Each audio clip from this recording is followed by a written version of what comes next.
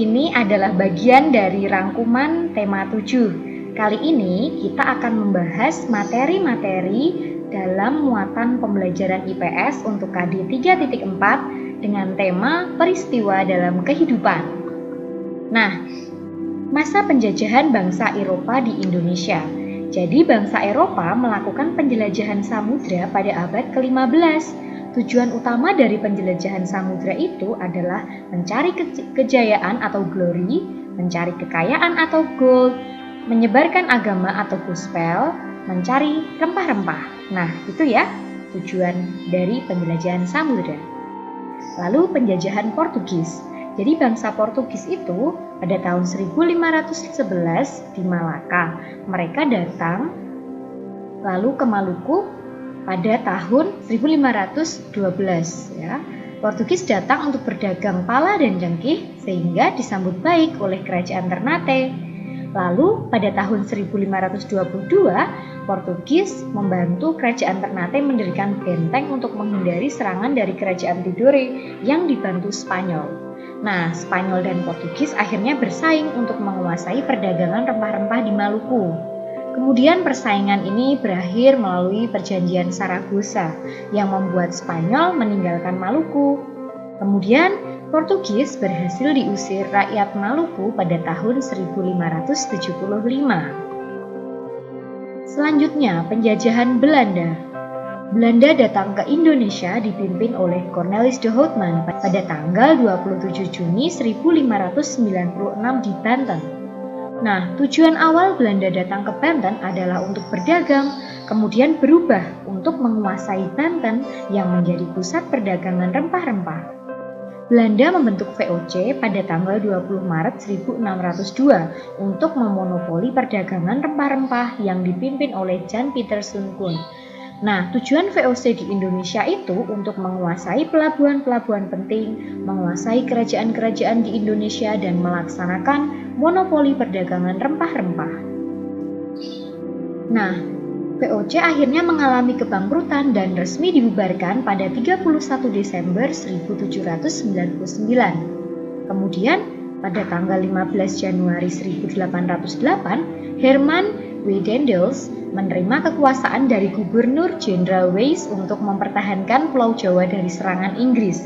Nah, akhirnya Daendels membuat beberapa kebijakan, yaitu meningkatkan jumlah tentara dengan cara mengambil dari berbagai suku bangsa di Indonesia, lalu membangun pabrik senjata di Semarang dan Surabaya, membangun pangkalan armada di Anyer dan Ujung Kulon, lalu membangun jalan raya dari Anyer hingga Panarukan sepanjang kurang lebih 1.100 km, dan membangun benteng-benteng pertahanan.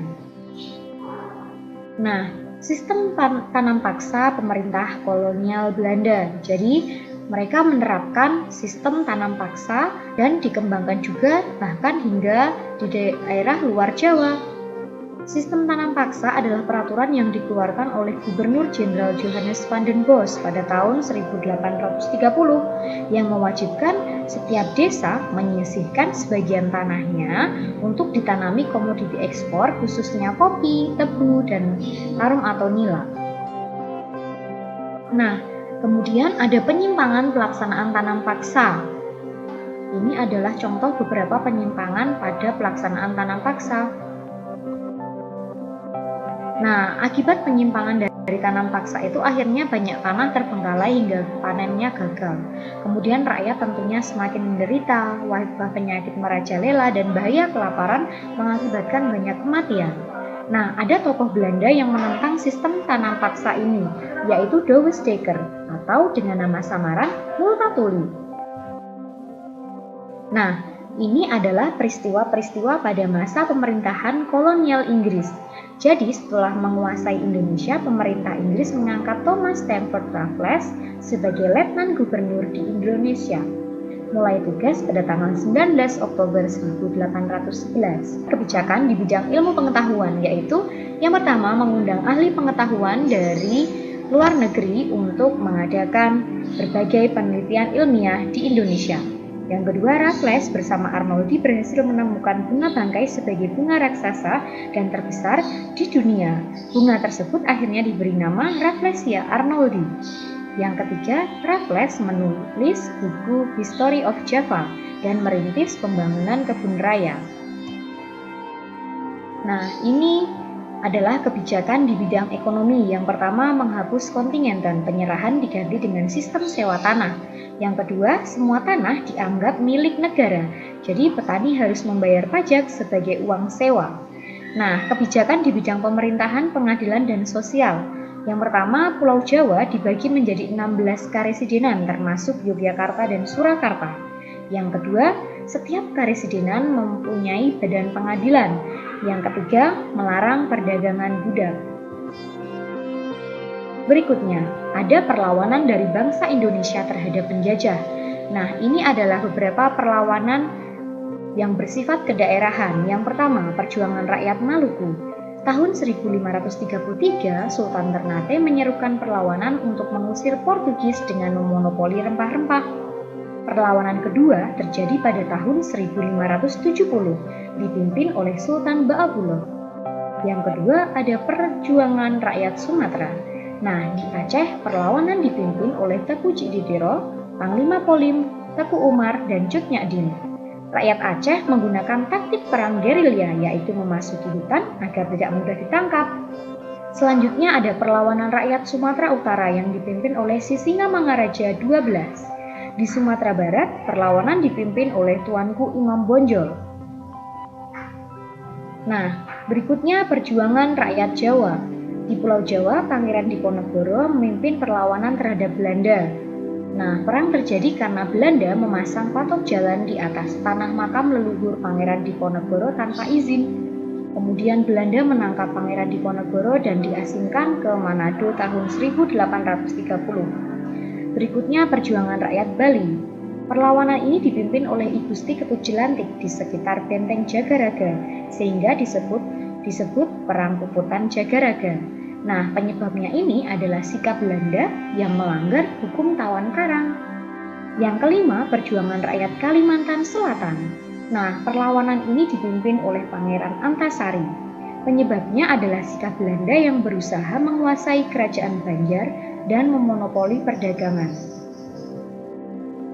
Nah, ini ada beberapa faktor penyebab munculnya kebangkitan pergerakan nasional. Ada faktor dari dalam, yaitu penderitaan rakyat, lalu lahirnya golongan terpelajar dan cendekiawan, lalu sejarah kejayaan hidup kerajaan Indonesia di masa lampau.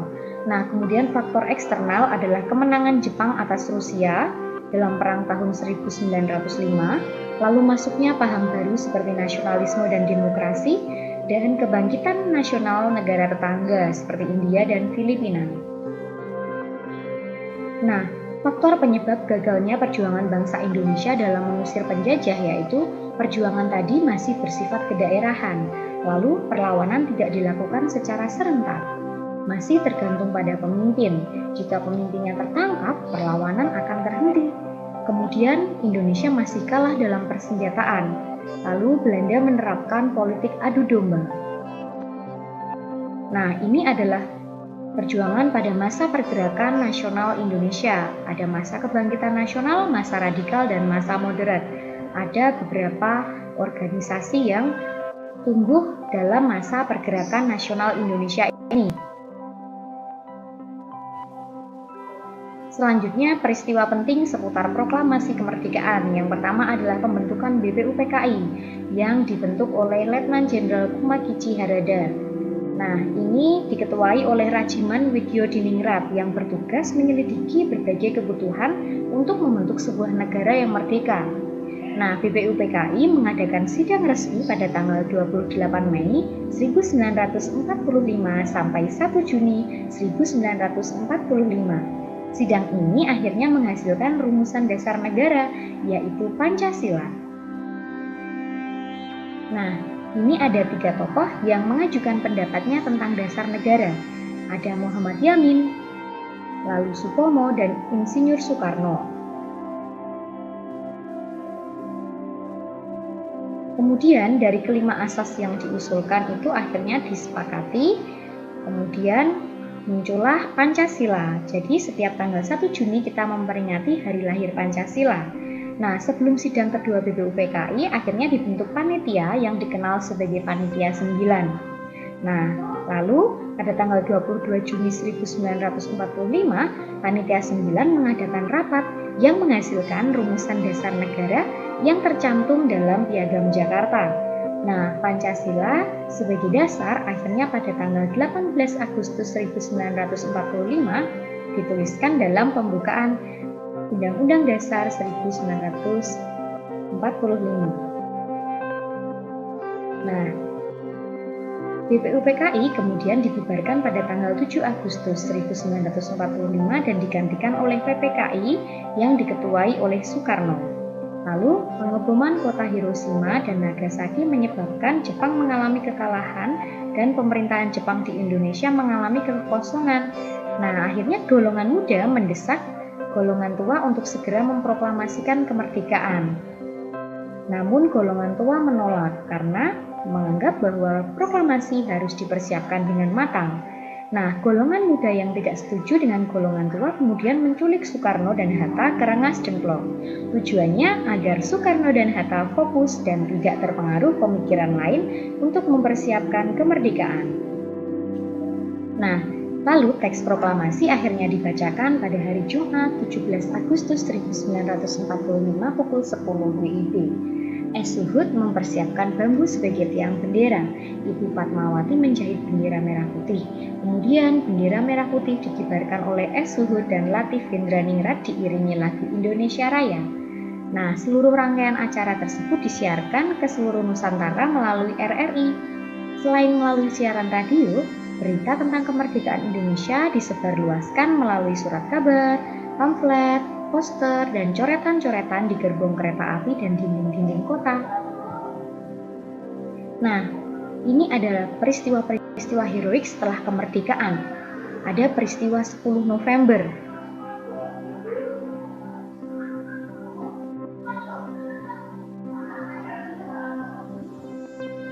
Berikutnya ada pertempuran Ambarawa.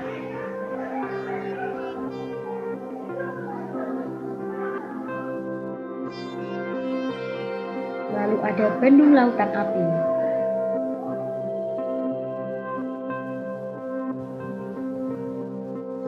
Ada pertempuran Medan Area.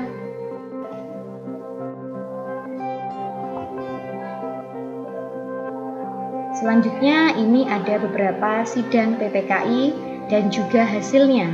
Ada 3 kali sidang.